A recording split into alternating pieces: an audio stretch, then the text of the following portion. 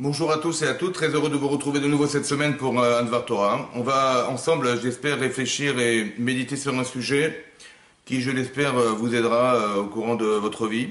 Alors le sujet que j'ai choisi aujourd'hui, c'est tout d'abord de comprendre le sens qu'on pourrait avoir dans nos travaux d'Hachem. Vous savez, on a chacun une finalité, un but dans sa vie, mais on a aussi une nature. Chacun, il a une nature. Il y a des gens qui sont des gens entreprenants, des gens qui sont plus introvertis, des gens qui sont plus, comment vous dire, plus intellectuels, plus manuels. Chacun, il a une nature qui lui est propre et qu'on doit respecter puisque c'est la sienne.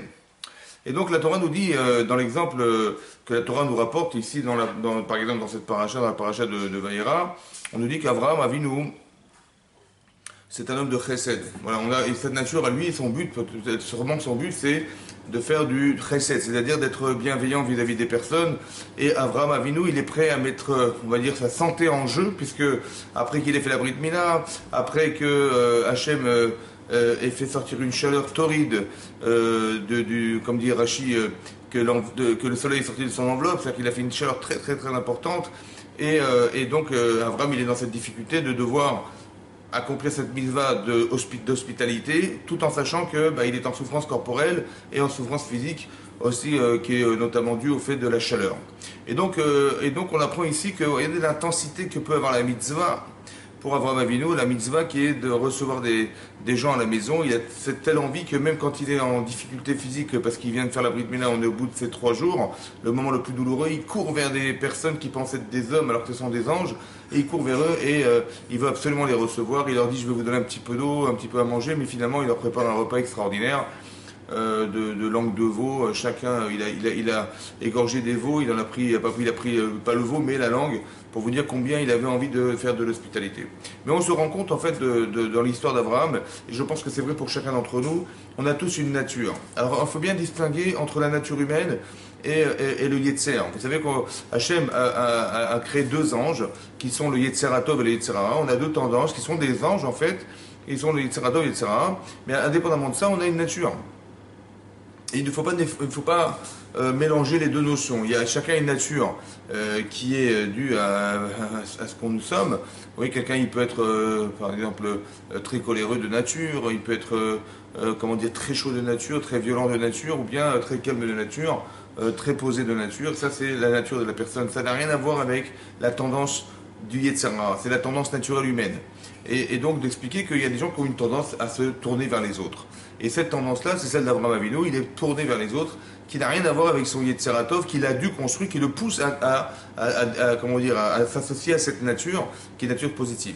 Et on va se rendre compte que Avraham Avinu, il aura des épreuves qui sont exactement l'inverse de ce qu'on a imaginé. Il n'a pas des épreuves, Avraham Avinu, de chesed, mais des épreuves de crainte d'Hachem. Est-ce qu'il va devoir être accepté de remettre en cause son désir face à la volonté d'Akadosh Baruch Hu? Et plusieurs endroits, on voit qu'à un moment donné, il va être obligé de se séparer de Lot, il va être obligé d'accepter de se séparer de sa femme qui est Agar et de Ishmaël son fils. Et d'un côté, c'est contre nature, parce qu'il est, au contraire d'être quelqu'un qui va chasser les autres, il est quelqu'un qui rapproche les autres. Et là, il va devoir écouter Hachem, puisqu'Hachem lui dit: écoute, ta femme a raison, écoute ta femme, et c'est par toi de Agar, et c'est par toi de Ishmaël, contre nature. Mais la volonté, le désir de le faire est plus fort que lui, et donc il va accepter de faire que cette volonté s'accomplisse, et donc il va accepter de chasser Agar et Ishmaël. Ensuite, c'est marqué qu'Hachem lui propose de faire le sacrifice à son propre enfant. L'enfant, lui a dit: ton enfant, Karna, prends, je t'en prie, ton enfant que tu aimes, ton unique enfant, tu n'en auras pas d'autre, et tu vas le sacrifier en holocauste. Alors évidemment, tout se mélange, tout se contredit dans la tête d'Avraham Avinu, puisque là, c'est la vérité, c'est qu'il a toujours dit aux gens qu'il fallait faire l'hospitalité, il fallait faire du bien autour de soi, il fallait s'occuper des autres. Et là, on lui dit de tuer ses enfants, alors qu'il a toujours s'est battu toute sa vie contre les gens qui faisaient des sacrifices d'enfants. Ce qui paraît paradoxal. Et d'un autre côté, on lui demande de faire un assassinat, même d'amener un sacrifice humain, c'est un crime. Et la Torah dit clairement qu'on n'a pas le droit de tuer les gens, etc. Donc il lui dit: cet unique enfant que tu auras, il est unique, j'en aurai pas d'autres, dit Abraham. Effectivement, la promesse d'Abraham que sa descendance sera aussi nombreuse que les étoiles du ciel, elle ne s'accomplira pas, et donc il est contredit émotionnellement, intellectuellement, et rien ne va. On lui demande de faire un acte criminel qui est l'anti-chesed. On lui demande d'accepter de sacrifier cet enfant qui est logiquement impossible. Vous comprenez? Donc ça veut dire qu'il est confronté entre le Emet et le Chesed, ce qui est contraire à ses idéaux et sa nature. Et après, bon, il va finalement accepter. Il va accepter ce que lui propose Hachem, et Hachem va envoyer un ange qui va le stopper dans sa démarche, et il va lui dire Ata Yadarti, maintenant je sais que tu es Iré Elohim, je sais que tu crains Hachem. Bizarrement, hein, tu crains Hachem, mais ce n'était pas le but de sa vie. Le but de sa vie, c'était d'être un Baal Chesed. Alors qu'est-ce que ça veut dire? D'être quelqu'un qui fasse l'hospitalité, qui soit capable de faire du bien autour de lui, de donner envie d'exister pour les autres aussi, ça fait partie du Chesed. De transmettre la Torah, c'est le Chesed. Et donc, dès l'instant où on comble les autres, on fait du chesed, on est bon. Et donc, quelque part, ici, il y a quelque chose qui est de l'ordre du paradoxe. On voit qu'on n'a pas conservé sa nature, on voit qu'on n'a pas poussé à faire ce qu'il était naturellement, mais on l'a amené quelque part ailleurs. Ça s'appelle la Yirat Shamayim. Alors, peut-être l'idée, c'est d'expliquer que, en fait, Hachem, après qu'on soit capable de définir sa propre nature, vous allez vous rendre compte que les expériences de vie que vous avez ne correspondent pas forcément à l'envie que vous avez naturellement d'être. C'est bizarre. Pourquoi c'est comme ça? Parce qu'en fait, le problème, c'est que de faire du chesed, d'être bon, c'est un avantage, ça peut être un inconvénient. Parce que quand on est bon, on peut arriver à un niveau de tolérance tel que finalement, on peut même accepter la faute des autres. On peut accepter la décadence des autres en disant, ben oui, c'est logique, c'est normal, les pauvres, vous comprenez. Et ça, c'est du chesed qu'on fait, mais qui n'est pas tolérable. Alors il fallait que pour être entier dans sa vie, être capable à la fois d'être bon, de s'extérioriser, mais aussi capable d'analyser est-ce que je pense est juste, est-ce que je fais est juste. Et donc cette peur de mal agir, cette crainte de ne pas respecter la volonté d'Hachem fait partie des idéaux qu'Abraham il a besoin de développer aussi pour être entier. Et d'être capable de freiner son chesed quand c'est nécessaire, ça fait partie des choses qu'on doit remplir dans sa vie. L'exemple que je vous donne est simple et il doit être compris de manière large en expliquant que aussi dans nos vies de tous les jours, on va devoir arriver à une sorte d'entité, d'être entier dans ce que nous faisons. Et il faut savoir qu'Hachem, il connaît notre nature et il sait exactement les expériences qu'on doit vivre, qu'on doit traverser pour arriver justement à se compléter.